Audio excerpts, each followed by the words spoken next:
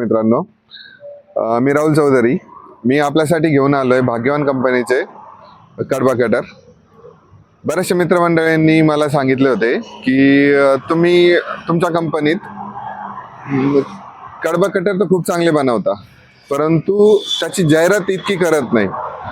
मी आतापर्यंत असा विचार करत होतो की माझी क्वालिटी आहे, क्वालिटीच बोलून जाईल, परंतु त्यात आणखी एक भर म्हणून आम्ही आतापासून त्या मित्रमंडळीच्या शब्दांना मान देऊन आम्ही मशीनचे व्हिडिओ बनवायला सुरुवात केली आहे.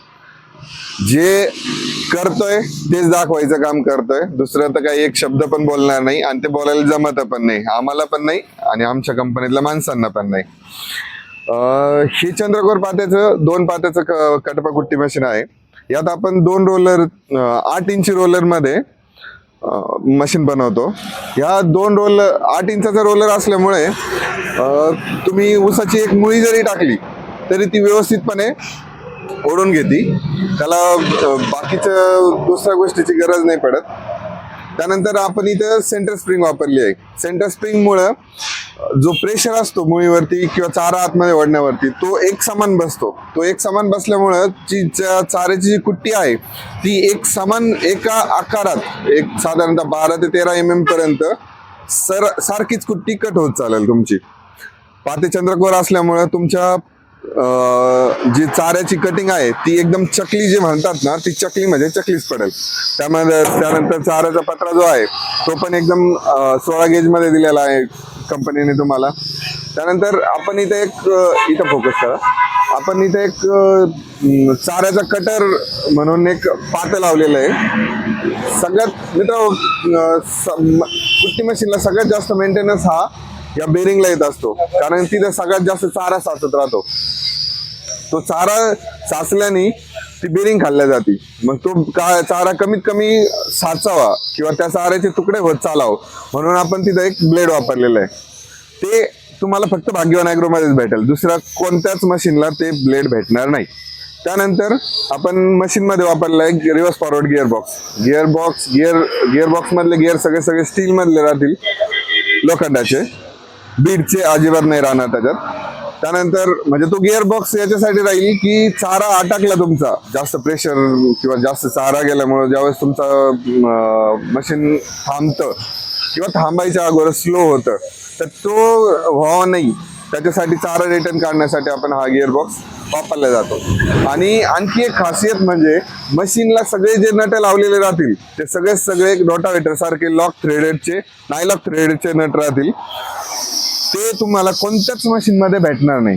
त्यानंतर खालच्या वरचे जे पत्रे आहेत मशीनचे ते आहेत 1.2 mm मध्ये, म्हणजे 16 गेज मध्ये. ते पण खूप चांगले आहेत, म्हणजे जाळी वगैरे जे मार्केटमध्ये भेटतात त्याच्यानुसार.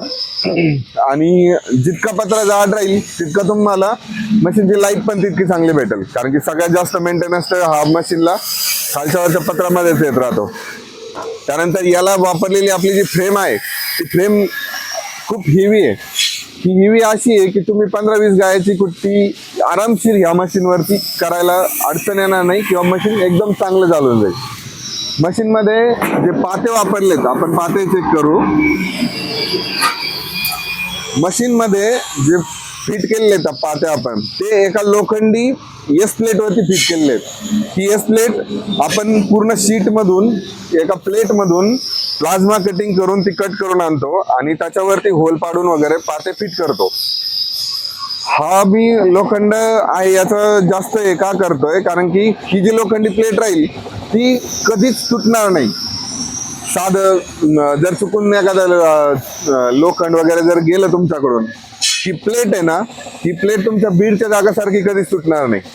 त्याच्यामुळे ही सगळ्यात चांगली खासियत आपल्या या भाग्यवान चाप कटरची राहील.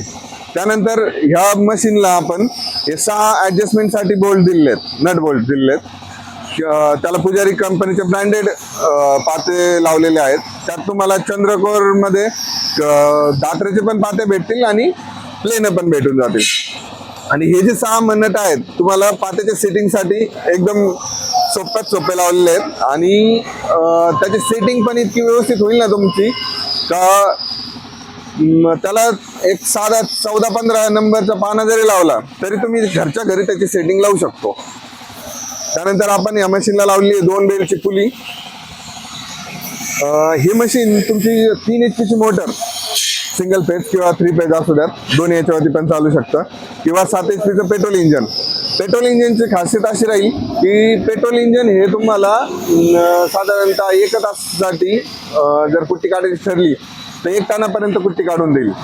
ज्याच्याकडे 3-4 गाया असतील तर त्या मशीनवरती साधारणतः एक आठवडाभर तुमचं पेट्रोल 1 लिटर पेट्रोल संपणार नाही, अशी त्याची ॲव्हरेज भेटून जाईल त्याच्यावरती.